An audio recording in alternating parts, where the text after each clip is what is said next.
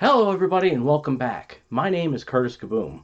Now, if you've been following the channel for a little while now, you'd know that almost all of the movies that I've done since Kurttober ended last year have all been modern releases and brand new in theaters. But today, I'm taking my time machine back to the far-off land of the 1980s for a movie that I've never even heard of before.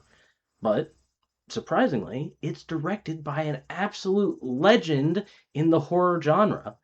So I was immediately piqued when I learned about it. Here is my review of 976 Evil. 976 Evil is a 1988 horror movie and the directorial debut of the legendary Robert Englund.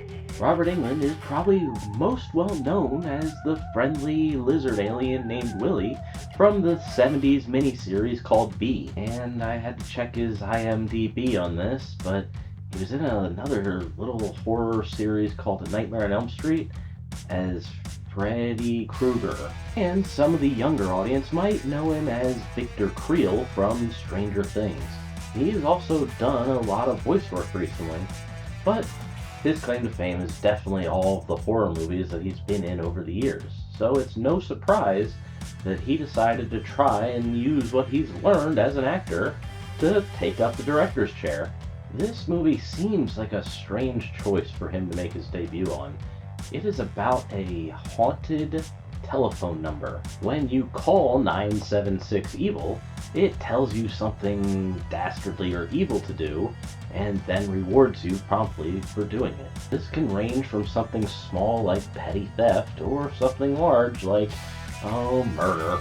The more evil, the more the reward you get. And if you decide that you don't want to do the evil task, well, you get punished for it. We see some of these punishments with somebody exploding in a phone booth and somebody almost getting run down by a car. Our main protagonist, named Spike, is someone who you would think would be very tempted by this. He's your typical bad boy. He smokes and drives a motorcycle, and he's just overall the coolest guy in school. And he's constantly defending his loser cousin named Hoax, who is played by Stephen Geoffreys, who you might recognize from the movie Fright Night, where he played Evil Ed.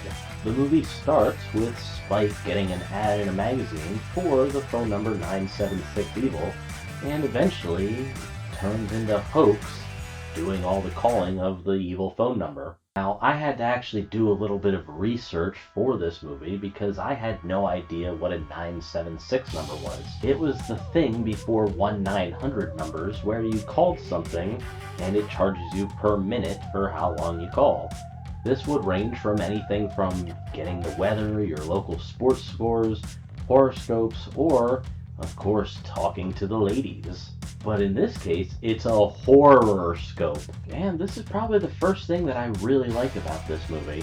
It really switched my expectations that the bad boy Spike would become tempted by this phone number when it was actually Hoax tempted by it because of all the power that he gains from it. So much so that the demon that's possessing the phone number actually starts to possess him as well. And because this is a movie made in the 80s, everything's practical, including the makeup of his transformation, which I also loved because it did that thing where he slowly starts getting more and more makeup on him, the more possessed that he's getting. I am a sucker for this kind of thing where you see somebody just slowly transforming with more and more makeup into an evil entity. But because it was Hoax transforming, I couldn't help but continuously compare it to the movie Fright Night where he played Evil Ed. And Fright Night's makeup design is just on a completely different level than this movie's makeup. The most we get is pointed ears, yellow contacts for his eyes, and some weird claws on his hands, and a little bit of rashing on his face. I know it's not really fair to compare the two, but I really just couldn't stop thinking about it. And as far as the kills go, they're okay. There's a pretty good kill sequence where he is just decimating the bullies that picked on him earlier in the movie. And this probably has my favorite kill, or stalking of a kill, of him killing a guy in a bathroom, but most of the kills are pretty lackluster or happen off screen.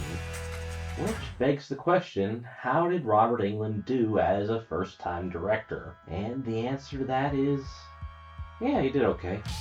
Other than a couple of the special effects looking a little wonky at the end, I feel like this movie really does just fall in line with a lot of the B-movie horror movies that were being made at the time. It really gave me the same kind of vibes as another Wes Craven movie that came out around the same time, with an equally crazy concept called Shocker.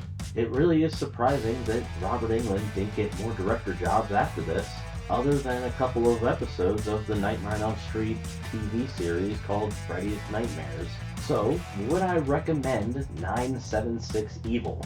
Well, I'd say it would be a maybe if you really like old school 80s horror movies, or if you're a horror historian who wants to see how Robert Englund does directing a movie. I really like that the 80s tried to just make any weird concept into a horror movie. But there's not really a lot that makes this movie special other than that.